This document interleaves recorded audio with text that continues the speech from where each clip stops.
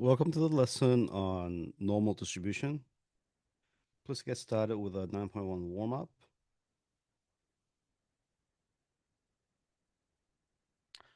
Okay, I'm going to assume that you're done. If you're not, pause the video and work on it.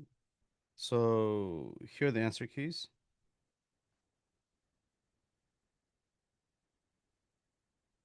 And let me go back and actually talk about the problems a little bit. Okay, so these right here are known as average. More accurately, it's known as measure of central tendency. The word average is the common word that we use, and we would use the word average to mean three different things. Like when you say average of a test, we talk about a mean, and generally speaking, when you talk about average home price, we're talking about a median home price. And when you say like average teenager wouldn't do that, you're like, hey, most teenagers wouldn't do that. That's most common occurrence, right? So yeah, people tend to use the word average for three different things, right? Um, there are in statistics, aside from the average, that's number one, we would do other things, right? But before we sort of move on, perfect normal distribution like this, guys, the mean, I'm sorry, I'm gonna mean as I'm gonna use X bar as average, and the median I'm gonna use second quartile. I think books use M as well. And the median is, sorry, hold on. The mode is, I'll just write mode. If it gets skewed to the left like this, like, it's arrowing to the left, it's being pulled to the left, the mode is the highest point, the little bump right there. And the Q2, the median gets pulled a little bit, but it's actually the median, sorry, the average that gets pulled all the way to the right. So what does that mean? Well, it generally means that um, the average value is more sensitive to the extreme values over here. Okay. And then, of course, for right skew, this is left skew. This is the right skew. The mean, sorry, mode will be here. The median will be there, and average will get pulled all the way to the right. Okie dokie. All right. Anyways, so there are three different ways of measuring you know, the average. The mean is what we already know, which is like add up all the values and divide by a number of them. The median is you to have the ordered data, and we find the middle value. And the mode is we count the one that occurs the most often. There's a second method, okay? This particular one is associated with mean, right? So that's really important. And this is where we measure how spread out the data is, right? And this is known as a measure of dispersion. Measure of dispersion. So if you have a mean, the measure of dispersion associated with that will be standard deviation. As if we do with the median, the spread, we usually go IQR or range, right? We'll talk about it. You could have your AP stats teacher teach you what to do with that. But we're going to learn about the standard deviation and why it looks the way it does. Okay, first of all, we need individual values, and we're going to subtract that with mean value. And you see that 10 is 2 to the left, 2 is 10 to the left, and 18 is 6 to the right. So you could sort of tell that only one number is right on, and the values are a little bit to the left, a little bit to the right. So here, 4 of them are to the left and 4 of them to the right. Okay, so what do we do with that?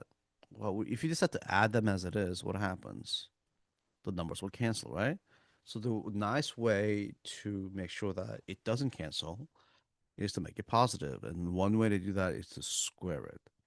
It just happens that by squaring it, it creates a nice mathematical property, and it doesn't do that for the absolute value. So we just go to square.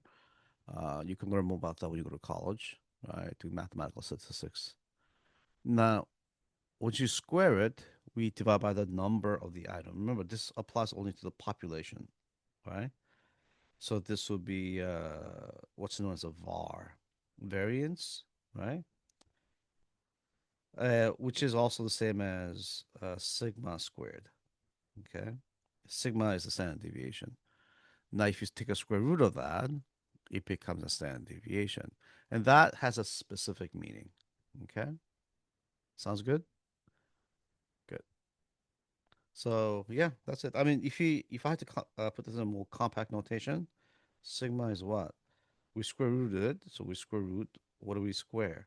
Well, x sub I, the individual, minus the average, and we square them like this, didn't we? Let me erase the whole thing. And then what do? We divide it by the n, and then we square root of them. Here's the thing: the I goes from 1 to n. So that's more of a compact notation, right? All right. All right, guys. So let's sort of move on to the lesson itself, right? So the lesson talks about that, exactly what I just did. So I just explained why this is the case just now. So 9.1, not using normal distribution. Our goal is to understand about normal distribution. What does it say binomial distribution? Normal distribution. Success criteria is that you could find the normal distribution, you can interpret the normal distribution, and you can find the probability using standard normal distribution. This is a keyword that's very, very important. It's a very specific type of normal distribution. It's been standardized, right? Anyways, the standard deviation, sigma, by the way, this is a small letter sigma, small letter sigma, right? The capital letter is this, right?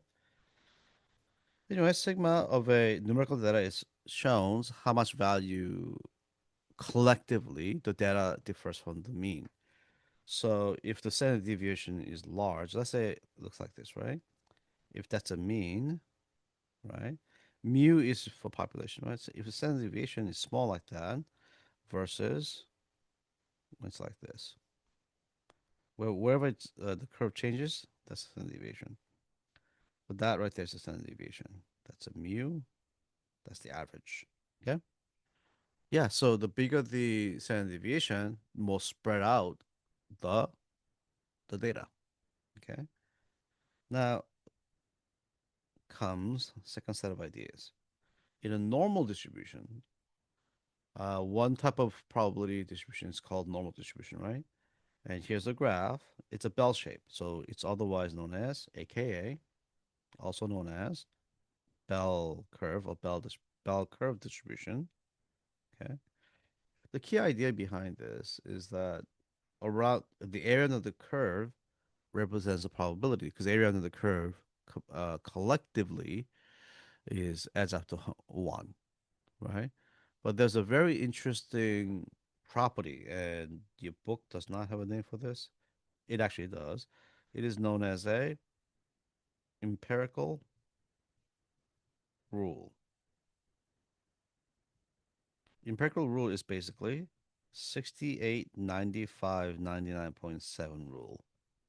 What it says is the following. Between the two single standard deviation from -1 standard deviation from the mean to the positive standard deviation, this area right there, guys, that is 68%. Here's a funny thing. It doesn't matter. So as long as it's a normal curve of different data, this rule is generally true. Okay. If your data point if you collect all the data, right, all of the data, and you count only the ones that are within 2 standard deviation, two below and two above, it comes out to 95% of the data falls between those two, right? So for you to be 2 standard deviations above or below means that you are one of the 5%, right? So if you're from here to here, you're top 2.5%. And if you're below 2 standard deviation, put you at a bottom 2.5%. It could be the height, it could be lots of different things, right? And then 3 standard deviation is 99.7%. All the population are between plus or minus 3 standard deviation. So if you are outside, if you're above the 3 standard deviation, that makes you top 0.15%, which means it's not that common, right? So that's about 1.5 out of 1,000. I mean, so at Saratoga, there might be two, one or two people, right? Saratoga is about 1,500. Yeah, yeah, it's it's not that common. So the total area on the curve. So so talking points are right there. Okay, okay. All right, guys. Um, let's go on and do some problems, shall we? All right. The Looking at this question, find. Okay, let's see what it says. Normal distribution has mu. By the way, this average is called mu, right? This is sigma again.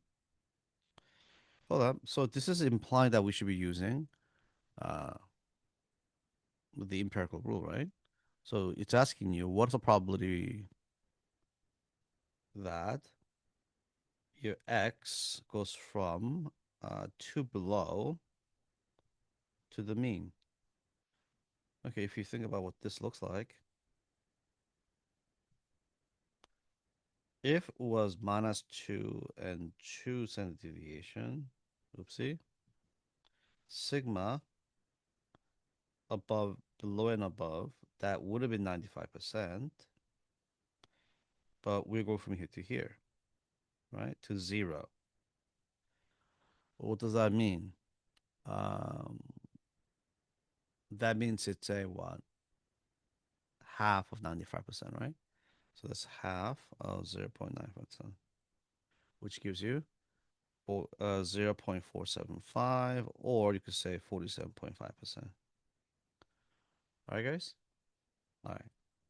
Let's look at example number 2. Interpreting the normal distribution, the score for the state's peace officer standard deviation training, and it is normally distributed. The mean is 55, standard deviation of 12. Um, okay, now that it's getting a little more complicated, guys, I'm gonna go back over here and introduce an idea. What if instead of having to write all this out, instead I just denote something called, I don't know, z score. Z score is the number of standard deviation that it is away from the average.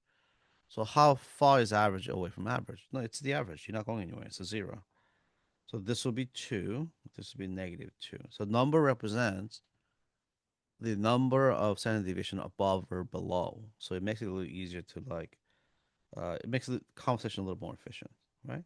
So looking at this over here, so they want to see the probability that the x, where x is this test score, between 43 and 67. You might be asking, Mr. Should that include? No, actually, technically, the word between does not include the endpoints. That said, whether you include or not include does not change the probability because it's a single point on a continuum of points, so it does not occupy in any area, right? We'll actually discuss more of that in calculus and whatnot, but for now, I'll take my word that whether you put greater than or equal to or less than doesn't really matter in terms of the output. But because it's between, it means you do not include. Okay. Now, how do I write this in terms of a standard deviation? Well, what if we decide to subtract the average, 67 is average, and divide by the standard deviation, which is 12. And when you do that, x minus mu over standard deviation, well, that's called z, isn't it? And that's -1, oopsie, -1 and 1, just like that, right? And that by 0.68 by empirical rule.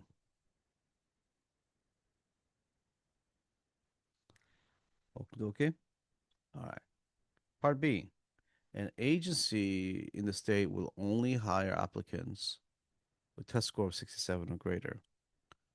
Um, what about the percent of the people who have test scores that makes them eligible to be hired? Okay, if they want to hire somebody who's you want to get X, probably the X being greater than 67. So what we want to do is X minus mu over standard deviation, right? We do the same thing over here. The standard deviation actually turns out to be 55 divided by 12. So that's actually what? Oh, probably a z is greater than 1. Now, let's use the empirical rule, right? We do have tables, by the way, right? Um, when you do that, we learn standard deviation wise using empirical rule that -1 to 1 was 68%, wasn't it? Which means that this half is 0.34, this half is 0.34. But what we want is this right here, right? But we know that from here to here is 50%. So this means it'd be zero point 0.5 minus 0.34 if you want the something that's bigger than 1. And that gives me 16%, 0.16 or 16%. Okie dokie. Now, we do have table of values, right? Where we could use to find the values. So if we have z-score of 1, 2, and 3, it's very straightforward. But if anything other than that, we're going to need a table of values. Okay? All right. So the next part of this talks about how we could convert individual number into a z-score, which I already did, right? So here's a technically the note that you will see. So when I put everything in terms of z-score, right? Instead of having the actual uh, standard deviation or the mean, if you represent them this way, that's what's called standard normal distribution, right? Is when you have mean is a 0 and standard deviation of 1.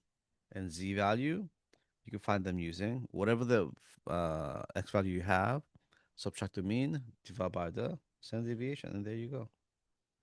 Okay. So z-score literally means the number of standard deviation of the x value that is above or below the mean. That's all that it means. Okay. Now, unfortunately for me, I actually did not list the. When I'm doing the next question, it's going to be a bit tricky, but I'll explain to you in a second. Example three, using the z-score instead of normal table. Notice I don't have a table yet. Okay. So here we go. You need to identify what the mean is. Oops, there it is. That's a mean right there. Right? It says because it says this mean. That's a standard deviation. That's a sigma. So what is the probability? So P of X, even weighing that or less than or equal to 4170 like that. We need to write that in terms of z-score. So the z-score is less than or equal to uh, 417. Oopsie, sorry about that. I pressed the wrong one. 41. 70 minus the average 3270 over 600. And I want to see every part of the work that I'm showing you right now. So z is less than or equal to what? That should be 1.5, isn't it? So how do I do that? Okay, it's gonna go blue screen for a second. And I'm sure I made a table of values here. Um,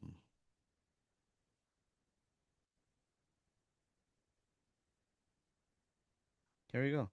And I'm gonna hand this out to you guys. So I made a table of values. It goes from, that's a 0, all the way to 3.69. And 3.69 will give you 0.9999. In fact, it became 0.9999 around here, 3.62, right? So there's more nines beyond that. We're not going to go past four decimal places. So this is how far we go. All right. So this is for math department I created back in 25. So how do I read this? Most uh standard, I did it because there's typos in here. Um, Table tells you whatever the value is, its area to the left. Okay. Notice how the z-score that I have is all positive. Yeah. Okay. So now let's take a look at this. The In the previous question, we're looking for z-score greater than or equal to 1.5. But looking at this right here, guys, we want this, right? But table gives you this. So this is equal to 1 minus the probability of z less than or equal to 1.5. You gotta, this right here is a requirement, right? If you're using a table. And then according to the table, 1.5, so that's 1.50, by the way. We use z-score up to the 100 decimal places. And then we go straight across 1.5 and a 0 like this. So one that works is right here.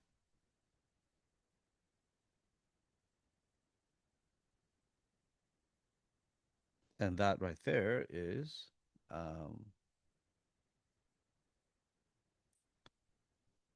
0, 1 minus. Oh my gosh. No, no, no, no, no. Sorry. The question did ask for less than or equal to, which, by the way, is, um, how should I want to do this? Okay. So sorry about that. That is equal to 0.9332. So probability that something would be less than or equal to 1.5 standard deviation is 93%. Okay. But what if it was above 1.9%? You would do it this way. That'd be 0.9332. That'll give you 0.0668. So only the 6.68% of the population is actually above standard deviation of 1.5. Okay. Yeah. I mean, there you go. Give me a second to go back to the notes right here. There you go. So according to the table, it's 0.9332 or 93.32% by the normal table.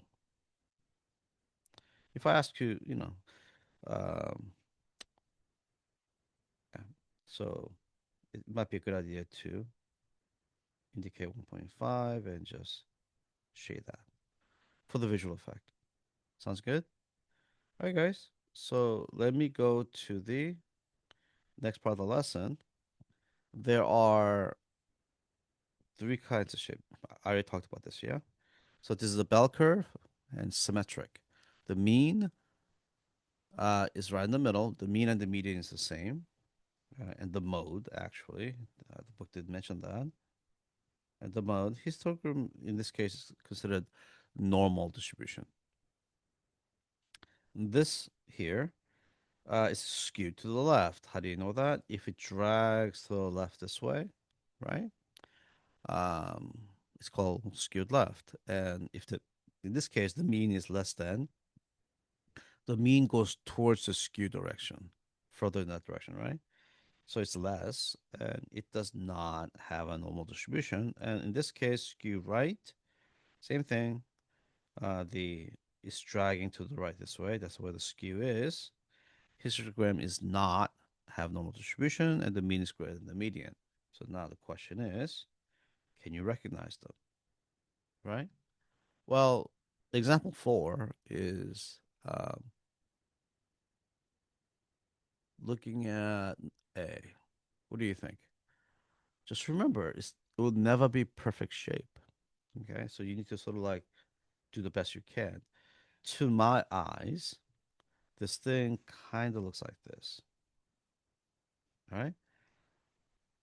And that does look normal to me, right? So that's normal distribution. And then this right here, look at the high point, goes down just a tiny bit. It just drags along to the right. And to me, it is skewed right. All right, guys? And I believe that ends our lesson. Please continue working on your self-assessment 9.1. Okay, guys, I'll see you in class. Okay, thank you very much.